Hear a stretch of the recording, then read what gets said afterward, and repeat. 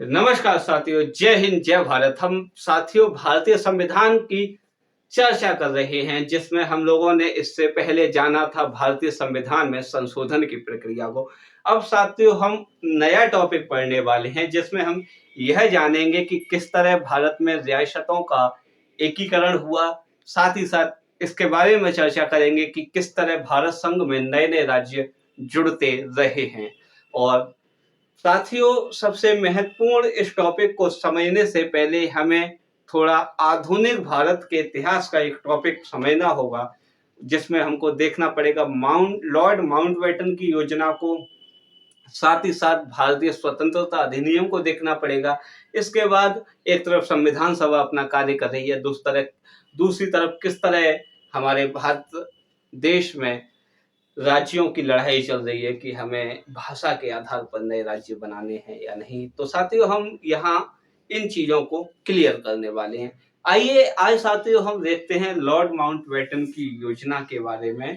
साथियों आप लोगों को अक्सर होता क्या है कि लॉर्ड माउंटबेटन की योजना के बारे में और भारतीय स्वतंत्रता अधिनियम 1947 के बारे में हम कंबाइंड रूप से पढ़ लेते हैं, दोनों को संयुक्त रूप से पढ़ लेते हैं, तो चीजें अक्सर हमें इधर उधर हो जाती हैं परीक्षाओं के लिहाज से। तो साथियों मेरा यहाँ जो मतलब कह सकते हैं कि विचार है वो ये है कि पहले हम लॉर्ड माउंटबेटन को योजना को पढ़ेंगे, इसके बाद भारतीय स्वतंत्रता अधिनियम 1947 को पढ़ेंगे।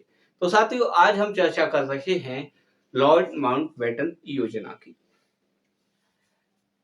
टॉपिक राज्य पुनर्गठन के संदर्भ में जो पहला टॉपिक है वो ये है भारतीय रियासतों का एकीकरण, और इस एकीकरण को समझने के लिए हम यहाँ पढ़ेंगे लॉर्ड माउंटबेटन योजना। लॉर्ड माउंटबेटन योजना 3 जून 1947 को लागू हुई। किसने लागू किया था लॉर्ड माउंटबेटन योजना को? तो याद रखिएगा माउंटबेटन योजना के नाम से इसको जाना जाता है। माउंटबेटन के आगे लॉर्ड लगा दीजिएगा तो लॉर्ड माउंटबेटन हो जाएंगे। अर्थात हम कह सकते हैं कि ये भारत के गवर्नर जनरल थे। उन्होंने भारत के लिए या भारत विभाजन की एक योजना तय की, जिसको लॉर्ड माउंटबेटन की योजना के नाम से जाना गया। इसे 3 जून की योजना भी कहते हैं, माउंटबेटन योजना भी इसी को कहा जाता है। लॉर्ड माउंटबेटन योजना लॉर्ड माउंटबेटन के द्वारा लागू की गई। 34वें गवर्नर जनरल हुआ करते थे ये, या कह सकते हैं कि स्वतंत्र भारत के पहले गवर्नर जनरल भी हम कह सकते हैं लॉर्ड माउंटबेटन हुआ करते थे, या ये कहें कि स्वतंत्र भारत का पहला भारतीय गवर्नर जनरल की बात करेंगे तो चक्रवर्ती राजगोपालाचारी हो जाएंगे। सी गोपालाचारी के नाम से हम पढ़ते हैं, लेकिन वहां भारतीय हैं, ये भारतीय नहीं है, ये स्वतंत्र भारत के पहले हैं लॉर्ड माउंटबेटन। या ये कह सकते हैं कि ब्रिटिश सरकार द्वारा भारत में नियुक्त अंतिम गवर्नर जनरल कोई थे तो वो ये है लॉर्ड माउंटबेटन साहब ही थे। लॉर्ड माउंटबेटन 3 जून 1947 को भारत में एक योजना रखते हैं, जो कि भारत विभाजन की बात कर रही होती है। उस योजना को माउंटबेटन योजना कहा गया, और माउंटबेटन योजना को हम 3 जून की योजना या माउंटबेटन योजना के नाम से भी जानते हैं। साथियों परीक्षाओं में पूछ लिया जाए माउंटबेटन भारत कब आए थे, तो माउंटबेटन साहब भारत कब आए इस बारे में याद रखिएगा। 22 मार्च 1947 को पहली बार भारत आए थे। लॉर्ड माउंटबेटन 22 मार्च 1947 को पहली बार भारत आए थे। ये बेबिल की जगह नए गवर्नर जनरल के रूप में भारत में नियुक्त किए गए थे। किस जहाज से आए? तो इनके जहाज का नाम था यार्क MW 102, यार्क MW 102 नाम के जहाज से लॉर्ड माउंटबेटन भारत में 22 मार्च 1947 को आते हैं। उस समय आकर के यहाँ के जो प्रमुख नेता थे उनसे ये मुलाकात करते हैं, जिसमें महात्मा गांधी थे, सरदार वल्लभ भाई पटेल थे, पंडित जवाहरलाल नेहरू थे, मोहम्मद अली जिन्ना साहब थे। इन सब से मुलाकात करके यहाँ की परिस्थितियों को जानने की कोशिश करते हैं कि क्या भारत में वास्तव में भारत विभाजन होना चाहिए या भारत विभाजन रुक जाना चाहिए। इन सारी चीजों का समावेशन करने के बाद ये इंग्लैंड वापस लौट जाते हैं, ये ब्रिटिश संसद में दोबारा चले जाते हैं। इसके बाद ब्रिटिश संसद से दोबारा आते हैं 31 मार्च 1947 को लॉर्ड माउंटबेटन साहब। जब दोबारा आए, दोबारा आकर के इन्होंने सीधे कहा कि भारत का विभाजन होना अनिवार्य है, और जिसके तहत ये किया गया वो थी लॉर्ड माउंटबेटन योजना। क्लियर है जी। और साथ ही साथ यह भी घोषणा की गई लॉर्ड माउंटबेटन योजना के तहत कि 15 अगस्त 1947 15 अगस्त 1947 को भारत का विभाजन हो जाएगा तथा भारत और पाकिस्तान नाम के दो स्वतंत्र राज्य, स्वतंत्र देश अस्तित्व में आएंगे। और कह सकते हैं कि 15 अगस्त 1947 को भारत व पाकिस्तान को अधिराज्य अर्थात डोमिनियन स्टेट के आधार पर सत्ता हस्तांतरित कर दी जाएगी।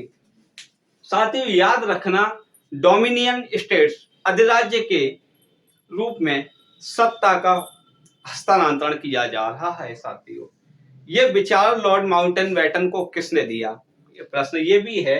इस योजना में ये लिखा गया था कि 15 अगस्त 1947 को भारत व पाकिस्तान को अधिराज्य डोमिनियन स्टेट्स के आधार पर सत्ता हस्तांतरित कर दी जाएगी। साथ ही साथ एक फैक्ट बड़ा महत्वपूर्ण ये याद रखना है कि लॉर्ड माउंटबेटन को यह सुझाव सरदार पटेल व बीपी मेनन साहब ने दिया था। क्लियर है कि आप विभाजन कीजिए और इस तरह विभाजन करना होगा। साथियों, आप यहाँ इस बात को लेकर के थोड़ा भ्रमित हो सकते हैं कि बीपी मेनन और सरदार पटेल ये सुझाव क्यों दे रहे हैं कि भारत का विभाजन कर देना चाहिए। तो यहाँ इस सुझाव के साथ ही सरदार पटेल अपना एक कथन भी जारी करते हैं कि यदि भारत का विभाजन ना होता तो यहाँ एक पाकिस्तान की जगह भारत में कई नए पाकिस्तान होते। क्लियर है जी। तो आप समझ सकते हैं कि उनका भी पक्ष था कि भारत विभाजन हो जाना चाहिए। ये चीजें हम थोड़ा बाद में देखते हैं। अब हम देखते हैं कि 3 जून की योजना में रियासतों से संबंधित क्या प्रावधान थे, क्योंकि हम राज्यों के बारे में पढ़ने वाले हैं। राज्यों का गठन कैसे होगा उससे पहले हमें रियासतों को समझना पड़ेगा। तो इसमें बहुत सारे प्रावधान हुआ करते थे, लेकिन हम केवल रियासतों के बारे में पढ़ रहे हैं। रियासतों के लिए यह था कि देशी रियासतों को स्वतंत्र रहने का अधिकार नहीं है। आप यहाँ सोच रहे होंगे कि ऐसा कहाँ था, जबकि हमने तो ये पढ़ा है कि भाई वो भारत में शामिल हो सकती हैं या पाकिस्तान में शामिल हो सकती हैं या अपना स्वतंत्र मतलब स्वतंत्रता भी बनाए रख सकती हैं, अपना स्वतंत्र अस्तित्व भी रख सकती हैं। साथ ही ये जो बात थी ये भारत स्वतंत्रता दिन 1947 में थी, लेकिन हम यहाँ पढ़ रहे हैं लॉर्ड माउंटबेटन की योजना। तो लॉर्ड माउंटबेटन जो योजना थी उसमें तो यही था कि देशी रियासतों को स्वतंत्र रहने का अधिकार नहीं है, उन्हें या तो भारत या पाकिस्तान में शामिल होना होगा। ये योजना इस बात को कह रही थी। क्लियर है साथियों। याद रखना, जब ये योजना लागू हो गई तो यहाँ की जो समय एक बड़ा अम्ब्रेला, एक बड़ी राजनीतिक पार्टी जो हुआ करती थी वो कांग्रेस थी, और कांग्रेस इस योजना के बारे में अपने नेताओं का विचार विमर्श जानने के लिए एक सभा का आयोजन करती है नई दिल्ली में। वो सभा जून में हो रही होती है, 12, 13, 14 3 दिन वो सभा चलती है। तो 14 जून 1947 को जो निर्णय आए उसकी हम चर्चा कर रहे हैं। 14 जून 1947 को भारतीय कांग्रेस समिति की सभा नई दिल्ली में होती है। इस समिति, इस बैठक की जो अध्यक्षता कर रहे होते हैं वो आचार्य जेवी कृपलानी साहब होते हैं। भारत का विभाजन किया जाएगा, इस प्रस्ताव को रखने वाले गोविंद वल्लभ पंत साहब होते हैं। और वहां पर जब मतदान किया जाता है, साथियों मतदान दो ही वे में होता है, या तो आप पक्ष में रहिए या विपक्ष में रहिए। तो पक्ष में भी कई लोग थे और विपक्ष में भी कई लोग थे। जो महत्वपूर्ण नाम है हम उनकी चर्चा यहाँ कर रहे हैं। पक्ष में थे मौलाना अब्दुल कलाम आजाद, सरदार पटेल, पंडित जवाहरलाल नेहरू। विपक्ष में मत करने वाले थे खान अब्दुल गफ्फार, डॉक्टर किचलू, पुरुषोत्तम दास टंडन, मौलाना हफीजुल रहमान। और साथ ही साथ इसको याद रखिएगा कि भारत विभाजन के प्रस्ताव को अंतिम रूप से स्वीकार करने वाले जो व्यक्ति थे वो महात्मा गांधी थे, जिन्होंने सबसे एंड में आकर के यह स्वीकार किया था कि चलो भारत का विभाजन हो जाना चाहिए। सबसे अंतिम रूप से स्वीकार कर रहे हैं। अब साथियों यहाँ पर इस भारत विभाजन को लेकर के कई बड़े नेता उस समय अपने टिप्पणी करते हैं, अपने कथन जारी करते हैं, हम उनके बारे में चर्चा कर लेते हैं। डॉक्टर सैफुद्दीन किचलू जी कहते हैं कि ये जो भारत विभाजन की बात को कांग्रेस स्वीकार कर रही है, ये कुछ इस तरह है कि राष्ट्रवाद का संप्रदायवाद के पक्ष में समर्पण है। डॉक्टर सैफुद्दीन किचलू कह रहे हैं कि राष्ट्रवाद का संप्रदायवाद के पक्ष में समर्पण है। साथ ही साथ साथियों गोविंद वल्लभ पंत साहब कह रहे हैं, गोविंद वल्लभ पंत जो कि भारत विभाजन का प्रस्ताव भी रखते हैं 14 जून 1947 की बैठक में, साथ ही साथ अपना एक कथन दे रहे हैं कि हमें पाकिस्तान या आत्महत्या में से किसी एक को चुनना होगा।